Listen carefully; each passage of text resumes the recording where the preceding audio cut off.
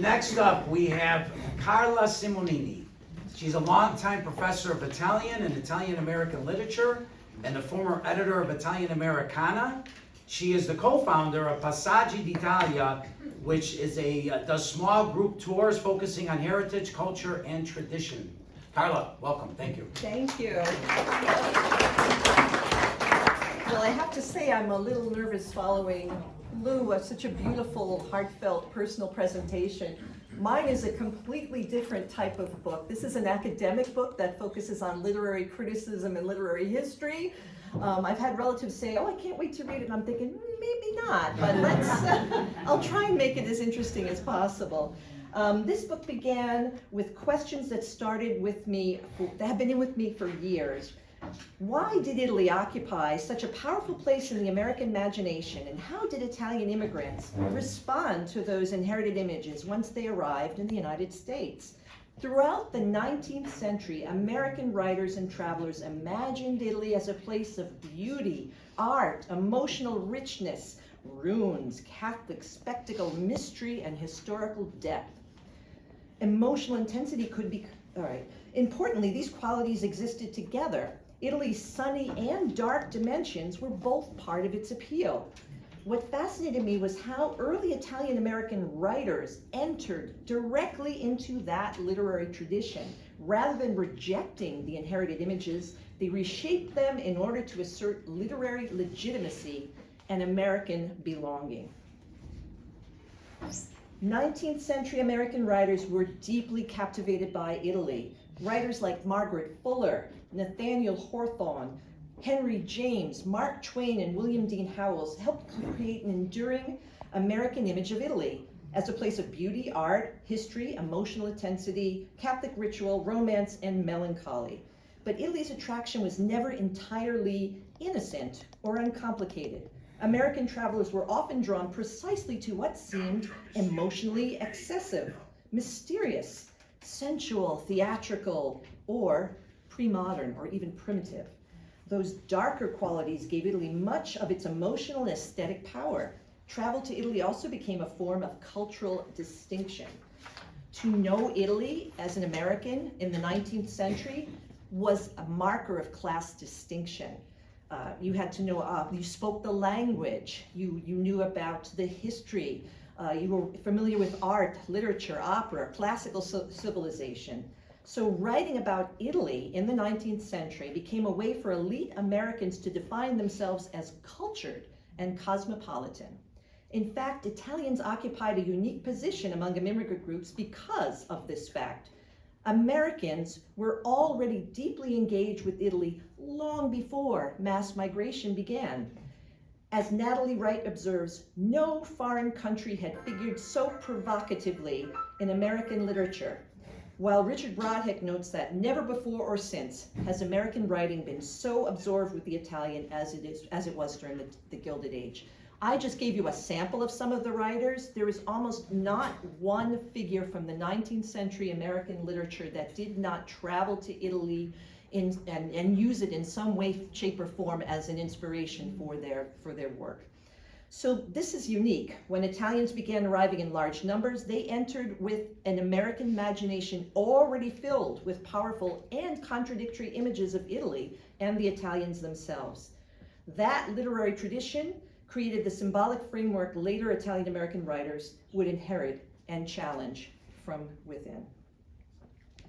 By the early 20th century, mass immigration and rising anti-immigrant sentiment changed how Americans interpreted some of the same qualities that had once become associated with, that had been associated with Italy in a positive way. When they were associated with the Italian immigrants in the United States, the perception shifted a little bit. Traits almost once admired aesthetically could now be viewed as socially or politically suspicious. Catholic devotion could become foreignness. Emotional intensity could become irrationality. Strong communal identity could become fears about radicalism or unassimilability. That's a hard word to say. And traditions once romanticized in Italy could become associated with violence, criminality, or social disorder, once embodied by the immigrants themselves. by far, but the largest fascination with Italy itself did not disappear. There was still this enduring image of Italy that existed in travel literature. The same dual image remained deeply embedded in American culture. And the writers that I look at in my book recognize these contradictions very clearly. That's my thesis. So I'm looking at early Italian American writers, very early. I'm talking works that were published between 1911 and 1952. And they wrote autobiography, memoir, and autobiographically informed fiction. What they did is they attempted to revise, and redirect those inherited images rather than reject them. And one of the ways they did this was by conspicuously adopting the literary conventions of early American travel writing itself. Like the 19th century's travelers before them, these immigrant writers filled their works with sweeping descriptions of Italian landscapes, villages, churches, ruins, peasant life. And they even used the same language. This was very interesting to me, how often the very same adjectives appeared across these works. Words like picturesque, ancient, quaint, crumbling, moldy. The difference is that these writers were no longer observing Italy from the outside as tourists. They were claiming authority over those images from within the Italian experience itself. These writers also understood that Italy already possessed enormous prestige in American life. As I said, for decades, Americans had used Italy as a source of refinement, education, literary authority, and social distinction. Italy carried cultural capital. Italian American writers entered directly into that literary world. They were not simply arguing that Italians could become acceptable Americans. They were arguing that Italians themselves embodied a culture that Americans had already long admired. And far from being a danger or a threat, Italian immigrants enriched America with their presence. Each writer that I examine in this book responds to that challenge in a slightly different way. I have the four works that I have looked at. Antonio Arrighi, oh, little typo in there. He emphasizes moral discipline, civic belonging, and spiritual depth. Pascal D'Angelo transforms the immigrant laborer into a poet and cultural inheritor. And Giuseppe Cautella argues that Italian culture offers an alternative mode to modern American materialism. Finally, Giulia Savarese, who wrote much later in the 1950s, placing her setting in the Great Depression, she begins to expose and questions the value of Italianità in later generation immigrants. But together, these writers reveal an evolving struggle over culture, identity, and belonging in America. Antonio Arrighi, this is probably the first work published by an Italian immigrant in English in the United States, as far as most historians can tell. He published this in 1911. And in 1911, he's trying to consciously reclaim Italy's prestige while also responding to anti-immigrant prejudice. By 1911, there was something that came out called the Dillingham Report, which talked about desirable and undesirable immigrants. Italians felt pretty strongly in the undesirable category. So to me, it's not a coincidence that this memoir gets published exactly that same year as a sort of response to that. His memoir is fascinating. It recounts his journey from Tuscany to the United States after fighting in the Risorgimento, escaping imprisonment, converting to Protestantism, and eventually becoming a Methodist minister serving Italian immigrants in New York. At a time when Italians were viewed as politically suspect, racially inferior, and excessively Catholic, Arrighi presents himself as a morally disciplined, educated, patriotic, and spiritually serious man. His Protestant conversion is important, but what interests me most is that Arrighi does not simply reject his Italian Catholic heritage. Instead, he sometimes reframes qualities Americans criticized as signs of weakness or backwardness into sources of spiritual strength. For example, he praises the ability of ordinary Italians to retain faith and emotional devotion, even when confronted with flawed or disappointing religious leaders. What some Protestants viewed as excessive Catholic emotionalism, Arrighi interprets as spiritual resilience and depth. Like early American travelers, Arrighi also fills his work with those idealized descriptions of the countryside, the Tuscan landscape, the villages, and historical spaces. But again, unlike those elite tourists that preceded him, he writes from the perspective of somebody culturally rooted through those places. The next author I looked at was Pascal D'Angelo. He's probably the most famous. His work is still in print to this day. Pascal D'Angelo makes an even more radical claim. D'Angelo arrived in the United States as a poor Southern laborer and spent years performing brutal work on railroad and construction sites. At the same time, he became obsessed with poetry, opera, literature, and classical culture. He taught himself English through relentless reading and eventually transformed himself into a published poet.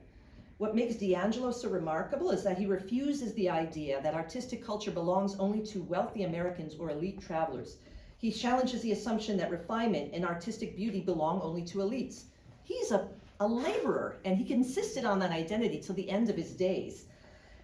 So his point, even an immigrant laborer can inherit Dante, opera, lyric poetry, and literary culture.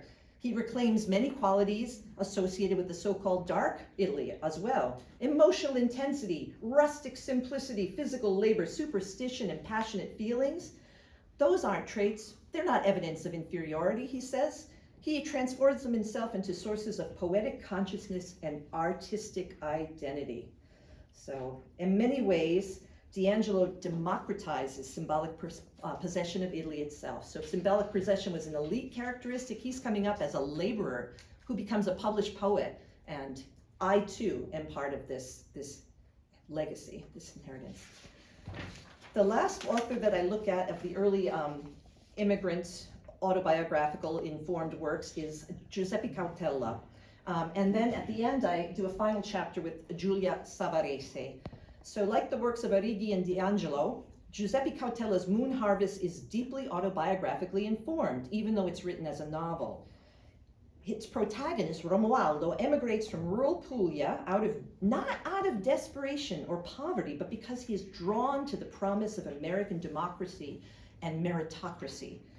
Educated and intellectually ambitious, he eventually becomes the tutor of Vicenza, an American-born woman of Tuscan descent who dreams of becoming an opera star. Romulo teaches her the language of Dante while also tutoring her in Italian literature and Renaissance art.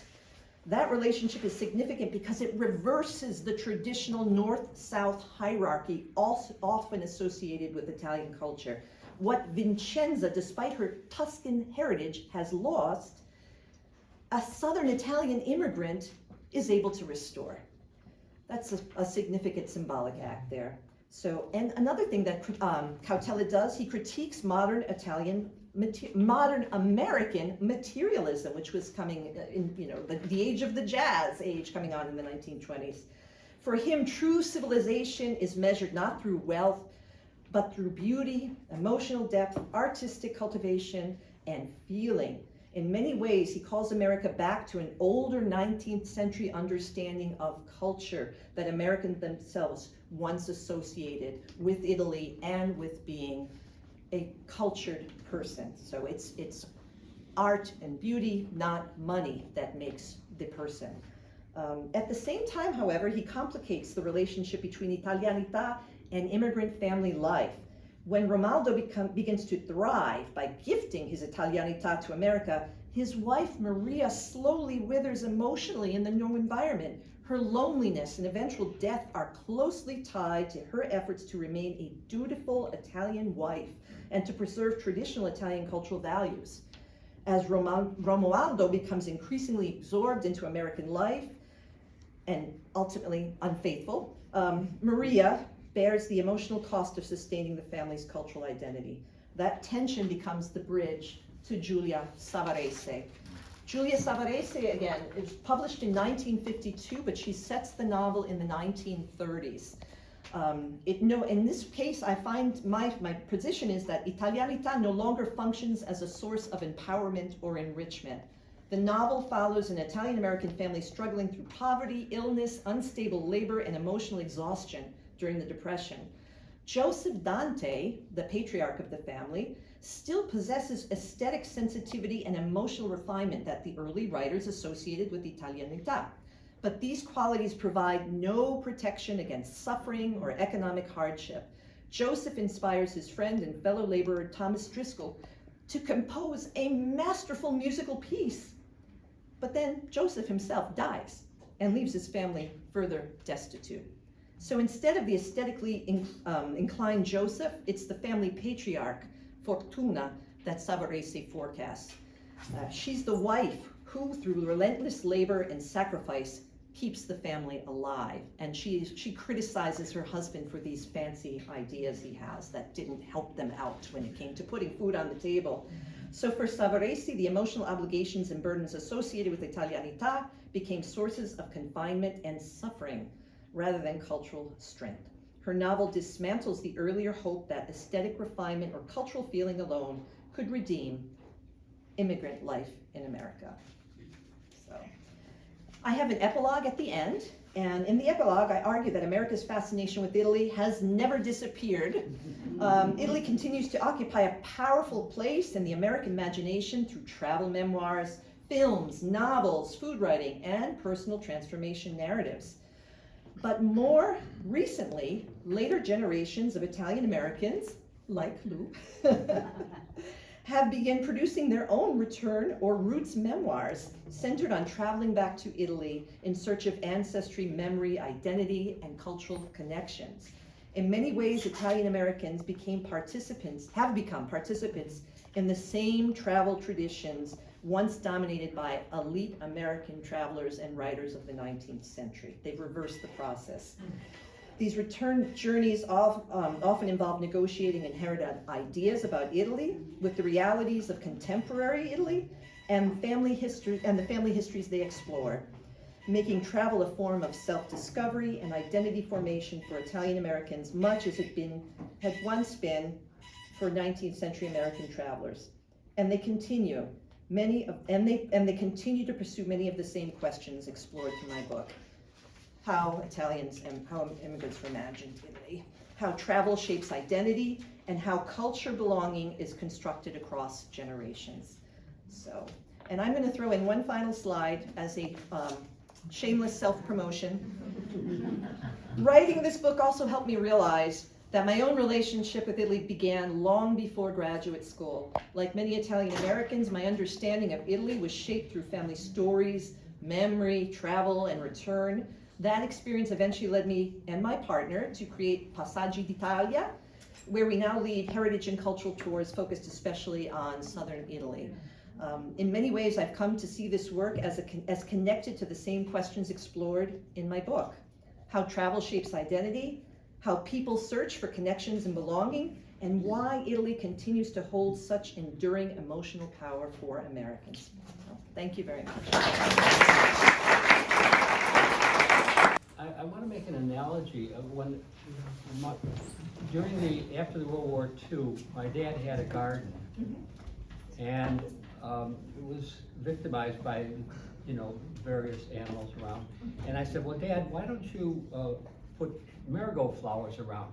They don't like the scent of marigold flowers. And he said, well, you can't eat marigold flowers.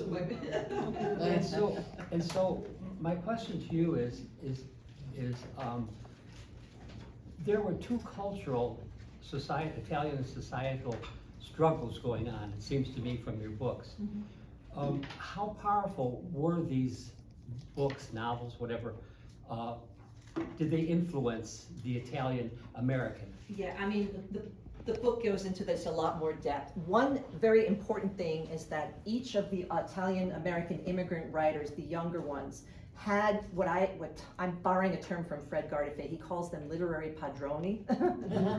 So they had Americans within the elite literary circles who were either writers themselves in the 19th century or were well aware of this body of literature that championed their works and wanted to get them out there.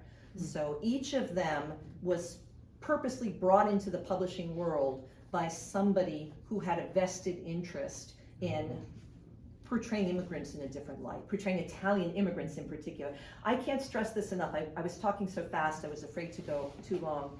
The Italians were the only amongst the immigrant group that came over during the Great Wave that had this pre-existing image of themselves. And not only did they have it, it was used to define how you became an elite American. So this is unique amongst all the immigrant groups. I mean, the Italians were not alone in those that were faced with the anti-immigrant discrimination, certainly many Eastern Europeans and so on, but this made it unique to me, and also the fact that the response that they made to reassert their subjectivity came also through literature. So I think it's very purposeful. Carl Van Doren published Pascal D'Angelo's work, and he wrote, he was familiar with all the 19th century writers. So my thesis is it is not a coincidence that these works echo so much of the feeling and the language. And then by doing that, they kind of subvert it and twist the tables and put themselves out there in a different way. They're reclaiming their identity. This is the first time Italian immigrants are writing their own story instead of having it being told by other people. So. Thank you. Thank you, Carla. Great. All right.